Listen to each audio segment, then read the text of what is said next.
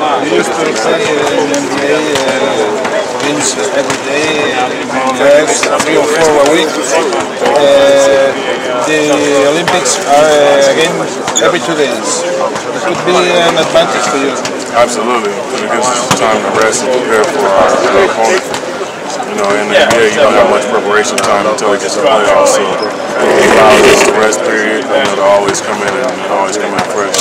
And how is the fitness of the team? Carmelo said that it was great. Oh yeah, absolutely. We're looking forward to tomorrow's game. Yeah, I hope so. It's a big game for both teams. It should be a great matchup.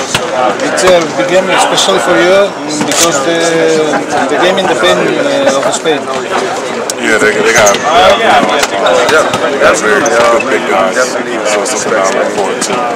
Have an opportunity to play against good players, and we look forward to those moments. Expect to take the gold medal to your country? That's the goal. The goal is to bring back the gold medal, but it's day by day, game by game.